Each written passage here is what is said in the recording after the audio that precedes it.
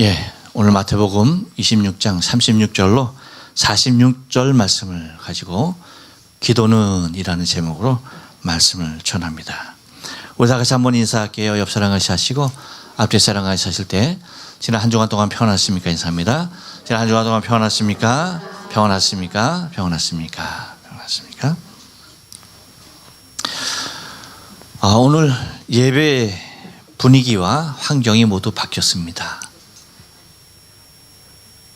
분위기와 환경뿐만 아니라 예배 순서도 내용도 다 바뀌었습니다.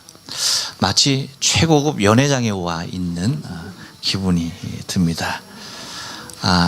제 느낌만 그런 것 같아요. 여러분은 별로 불편한 것 같습니다. 괜찮으세요? 예, 그래요. 성탄의 분위기가 최고조에 이른 것 같습니다. 물론 일본에서는 데파토에서 가장 먼저 성탄의 분위기를 연출합니다. 하지만 오늘은 그리고 내일은 우리 교회와 우리 스스로 나 자신의 마음 가운데 성탄의 기쁨이 가득하기를 축복합니다. 우리 한번 인사할까요? 옆 사람하고 앞뒤 사람하고 다시 한번 인사합니다. 메리 크리스마스. 메리 크리스마스. 네, 메리 크리스마스. 내일 정말 메리 크리스마스 할 거거든요. 오늘 다시 한번 인사하겠습니다. 메리 크리스마스. 그래요. 성탄의 메시지는 내일 성탄절 25일 날 성탄절 날 여러분에게 드리도록 하겠습니다. 오늘은 계속해서 마태복음 강해가 이어지겠습니다. 일본의 그 성탄절이 공휴일이 아닌 관계로 많은 교회들이 오늘 이제 성탄절 예배를 드리는 경우가 많이 있습니다만 저희는 20년 넘게 계속해서 25일을 성탄절로 고집하고 그날 평일임에도 불구하고 모여서 예배를 드립니다. 물론 참석 못 하시는 분들이 있어요. 하지만 우리가 정말 우리의 생일도 사람의 생일도 지키려고 하는데 우리 예수님께서 이 땅 가운데 오신 그날을 우리가 어떤 일이 있어도 그날 일본에서 지키는 것만으로도 일본 복음을 위해서 필요한 일이다라고 생각이 돼서 그렇게 하고 있습니다. 여러분 내일 간바떼 하셔야 될 것 같아요. 네, 그래요. 우리는 본문 말씀을 통해서 이제 그 세 번째 말씀을 여러분과 접하게 되어지게 됩니다. 지난주에는 우리가 지지는 예수님의 기도에 대해서 좀 생각을 해봤어요. 예수님께서 어떤 기도를 어떻게 하셨는지에 대해서 우리가 생각을 해봤고요.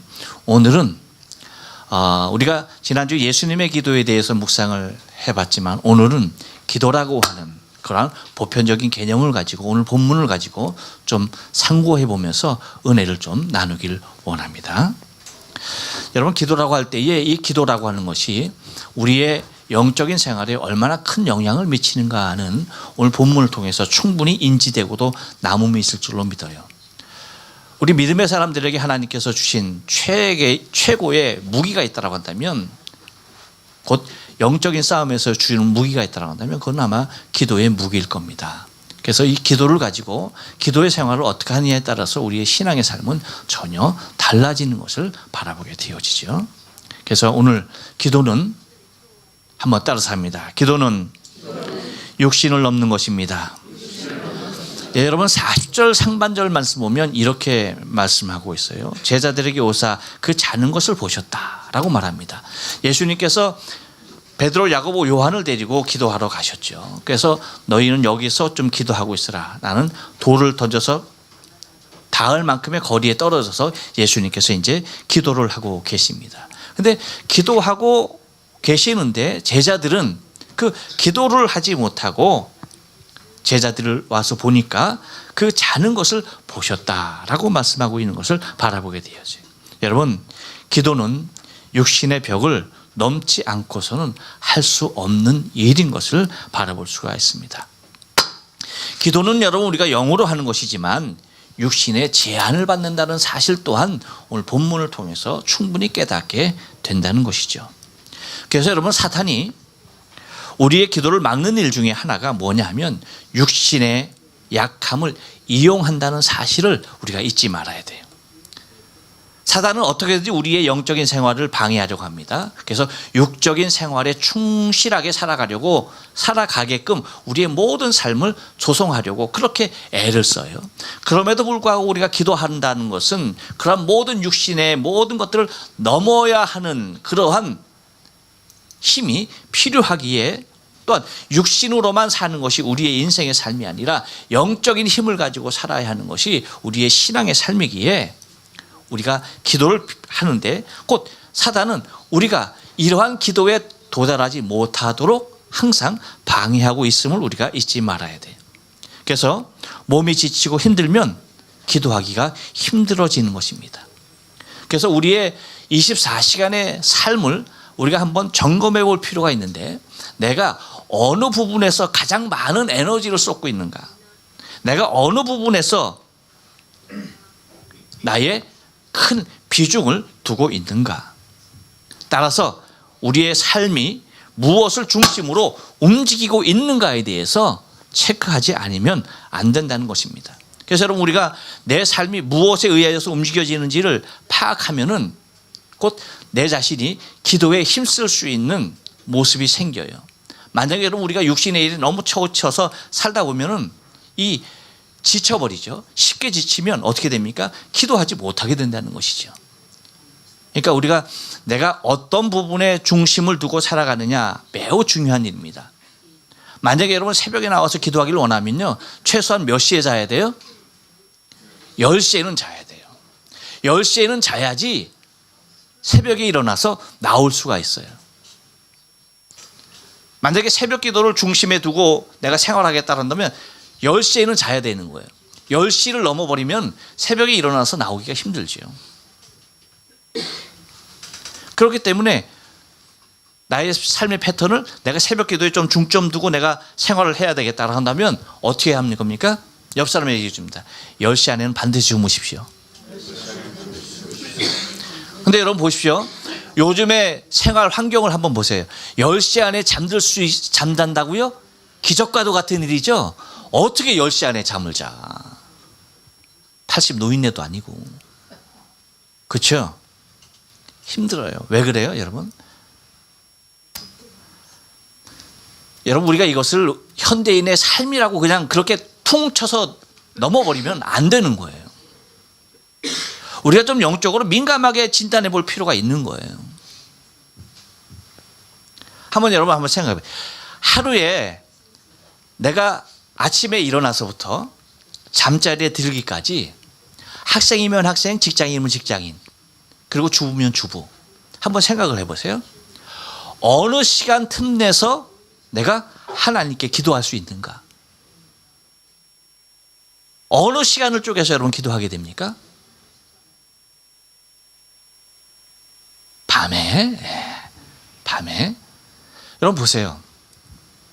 우리 권사님, 이 권사님이 밤에 그랬어요. 우리 권사님은 밤에도 기도하시고 낮에도 기도하시고 언제든지 아침에 항상 기도하시는 분이니까 여러분들을 위해서 밤에라고 얘기하는 거예요. 권사님은 집에서 기도하시는 분이니까 밤에도 기도하실 수 있어요. 근데 직장인들, 학생들 늦게까지 직장 갔다가 와서 밤에 기도한다고요?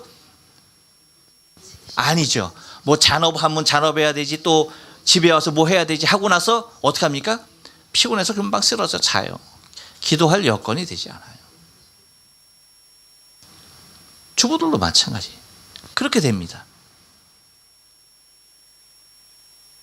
그러니까 우리에게 있어서 우리의 삶의 모든 부분의 패턴이 쉴 새 없이 빨리빨리 돌아가게끔 되어져 있는 것이 현대인의 삶의 모습이에요. 그러면 여러분, 우리가 영적인 생활을 하나님과 교통하는 기도의 생활을 한다는 것은 매우 힘들어진다는 사실을 잊지 말아야 돼요. 그래서 육신의 벽을 넘기 위해서는, 내가 기도하기 위해서는 그러한 의지를 가지고 내 삶의 패턴을 만들어 가지 아니하면 안 된다는 것입니다. 그래서 우리의 연약한 육신 가운데 틈타고 있는 흑암의 세력들에 대하여서 여러분 우리가 민감하게 반응하며 그들이 나의 삶을 누르지 못하도록 기도할 수 있는 여건들을 만들어 나가는 것이 매우 중요하다는 것입니다. 곧 육신의 벽을 넘을 수 있는 무엇인가를 내가 만들지 아니하면 안 된다는 것이죠. 한 번 더 따라서 합니다. 기도는 주님과 함께하는 시간입니다. 예, 여러분 40절 하반절 말씀 보니까 그렇게 얘기해요. 너희가 나와 함께 한시 동안도 이렇게 깨어 있을 수 없더냐라고 말합니다. 여러분 사랑해 보셨어요? 저도 연애를 3년 했어요. 그래서 알아요. 저 사람과 얼마나 같이 있고 싶어 했는지요. 알아요. 그래서 저 사람 직장 끝나는 시간에 맞춰서 딱 가서 기다리고 있어요. 그럼 어떻게 돼요? 버스 타고 오는 그 시간 버스 안에서 데이트하는 거예요. 버스 안에서. 그렇게. 왜 그래요? 사랑하다 보니까 같이 있고 싶은 거예요. 같이. 그 버스 타고 오는 그 1시간이라도 같이 있고 싶은 거예요. 같이. 왜요? 함께 할 수 있다는 것이 행복이니까. 내가 사랑하는 사람과 함께 있는 것이 행복이니까. 어떤 분들은 복에 겨운 얘기를 하시는 분들이 가끔 있어. 뭐냐면 신랑들이 칼퇴근해서 오는 걸 갖다가 아주 그냥 원수처럼 생각하는 사람들이 있어. 복에 겨워서 그래. 복에 겨워서. 왜 그렇게 했어요? 남편들이 왜 그렇게 칼퇴근하겠어요? 요즘같이 바쁜 시대 바쁜 직장인들이 그렇게 빨리 집으로 돌아온다? 그래서 저녁밥 꼭 해놔야 되고 그런 거 신경 쓰면서 힘들어하는 사람들이 있더라고요. 옆 사람에게 얘기해줘요. 복이 겨워서 그렇습니다.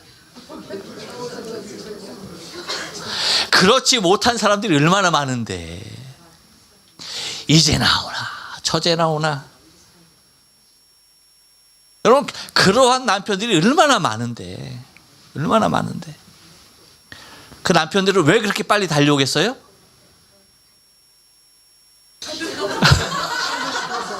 살고 싶어서. 여러분 사랑하는 사람들이 집에 있는 거야. 집에 아내를 사랑하고 자녀들을 사랑하고 부모를 사랑하다 보니까 열일 다 제껴두고 뭐 하는 거예요? 집으로 달려오는 거예요. 집으로. 아직도 그 가장은 부인을 향한, 자녀를 향한, 부모를 향한 사랑이 식지 않은 사람이에요. 박수 쳐줘야 돼. 여기 박수 받을 만한 사람이 있을지 모르겠네. 계십니까? 계시면 부인들이 한번 손들어봐. 이야, 한 사람. 한번 물어보고 싶어요. 김용지 집사님 정말 부인을 사랑해서 그렇게 일찍 칼퇴근하는 거예요?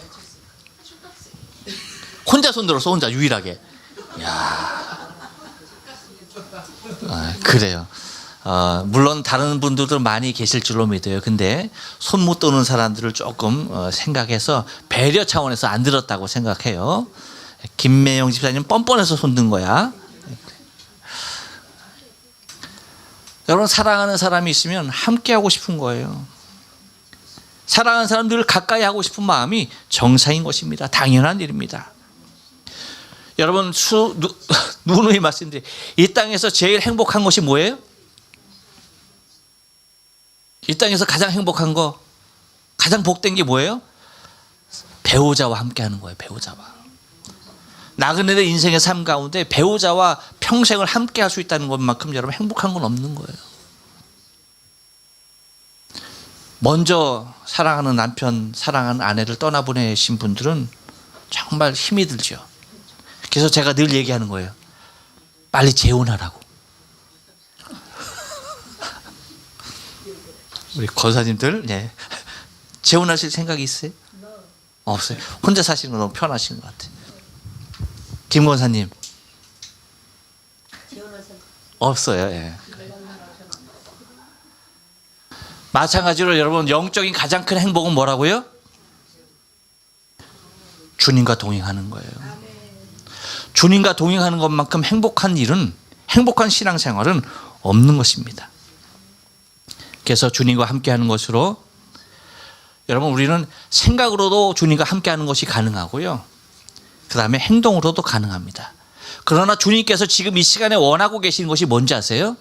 생각으로만, 행동으로, 그 이전에 주님께서 정말로 바라는 것이 있는데, 그것이 뭐냐면 기도로 동행하길 원하는 거예요.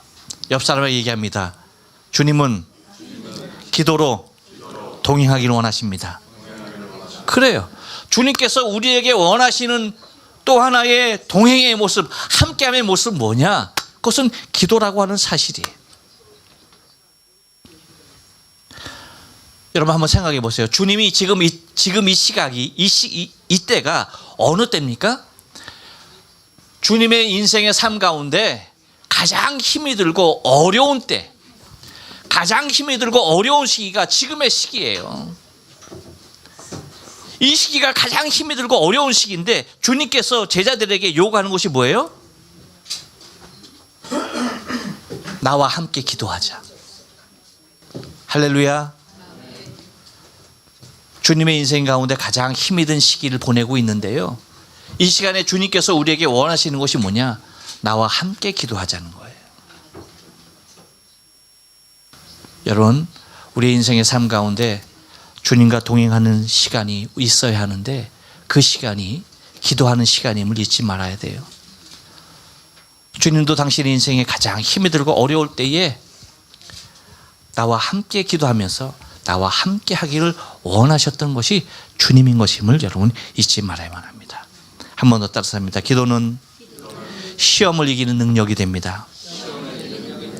41절 상반절 말씀 보니까 이렇게 얘기해요. 시험에 들지 않게 깨어 있어 기도하라 라고 말합니다.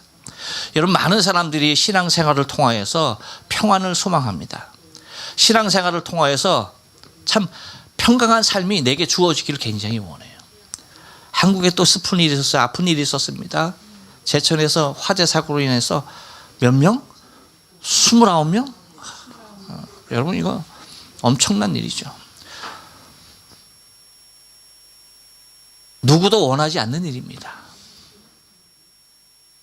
모든 사람이 다 평강을 원합니다.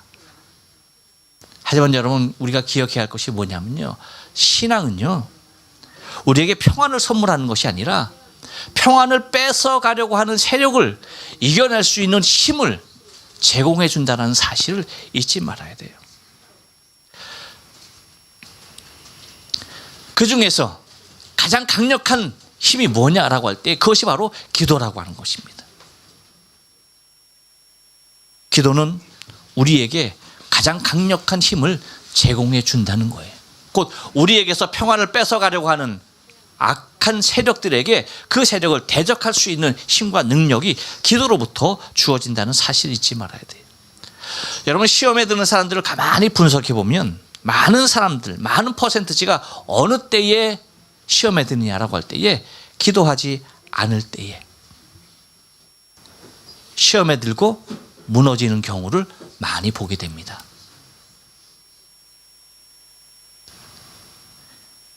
근데 여러분, 이 말을 우리가 오해하지 말아야 할 것이요, 그러면 기도하면 시험이 안 온다는 얘기인가? 그렇게 오해하면 안 된다는 게, 기도한다고 해서 여러분 시험이 피해가는 것은 결코 아니에요. 기도하던 기도 안 하던 시험은 항상 우리에게 오게 마련이에요. 하지만 기도 안 하는 사람이 받는 시험과 기도하고 있는 사람이 받는 시험은 똑같은 시험이라 할지라도 그것을 이겨내는 힘이 다르다는 거예요. 기도하는 사람은요, 똑같은 시험이라도 그것을 능히 이겨낼 수 있는 힘과 능력이 그 안에 잠재해요.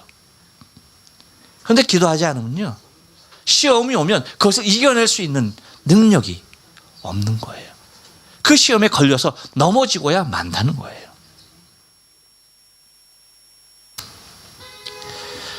여러분 한번 생각해 보세요. 기도하는 주님이 십자가의 시험을 이겨낸 것을 우리는 바라보아요. 그렇죠?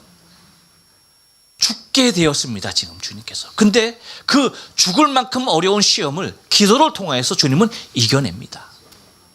반면에 기도하지 못했던 제자들은 어떻습니까, 여러분? 그 시험이 찾아오자 다 도망하고야 마는 거예요.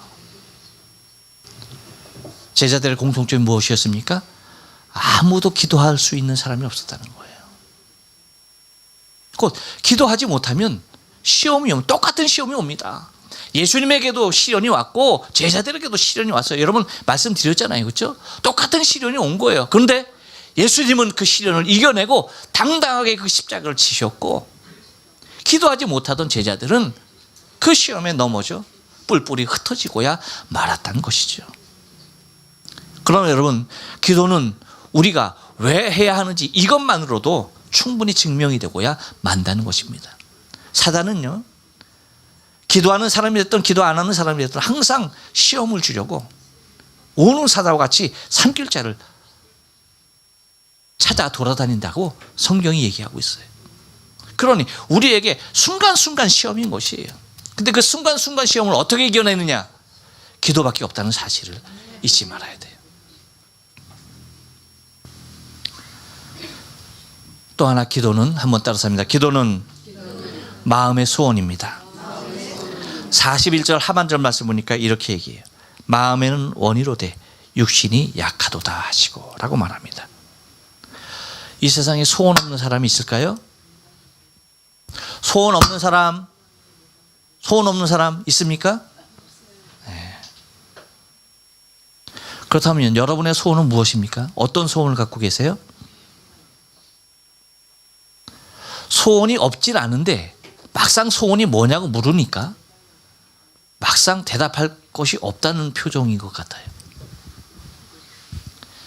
사랑이 뭐냐고 물으신다면 눈물의 씨앗이라고 당장 대답하겠는데 소원이 뭐냐고 물으니까 할 말을 못하네.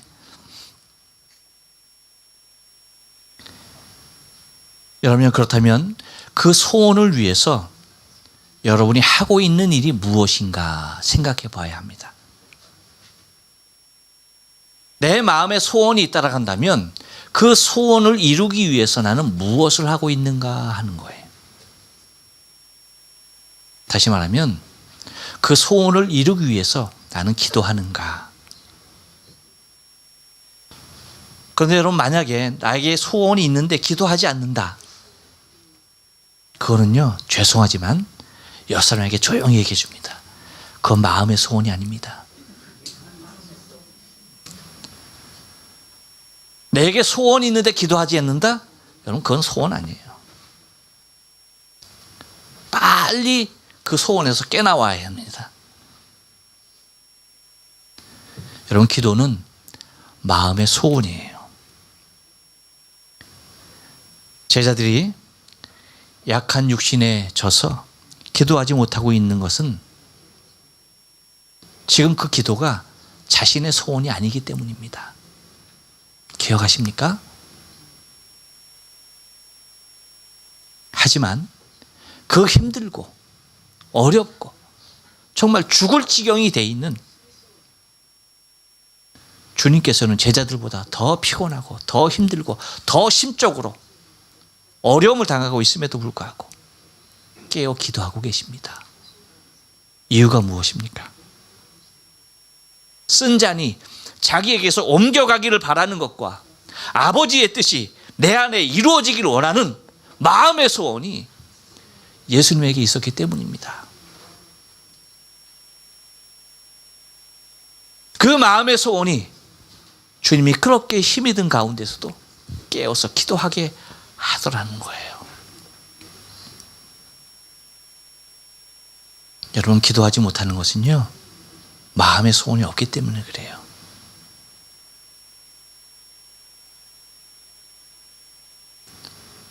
왜 소원 없이 삽니까? 소원을 가지고 살아야지. 마음의 소원이 있으면 기도 안 할 수 없다는 거예요. 제 마음의 소원은 뭘까요? 뭐겠습니까? 네. 교회도 되고요. 네. 저는 천국 가는 겁니다. 그러면 여러분 우리의 신앙을 위해서 날마다 기도해야 돼요. 나 자신의 신앙을 위해서 스스로가 기도하지 않으면 안 되는 거예요. 저 천국에 소망이 있으면요. 그래서 천국은 침노하는 자의 것이다. 기도로 날마다 침노하지 않으면요. 소원이 죽어버려요. 천국의 소원으로, 천국의 소망으로 가득 차는 것이 아니라 이 땅의 소망으로 가득 차버려요. 기억하셔야 합니다. 하늘의 소망으로 기도하지 않는 사람은 이 땅의 소망으로 가득할 수밖에 없다는 거예요. 반드시 기억해야 합니다, 여러분.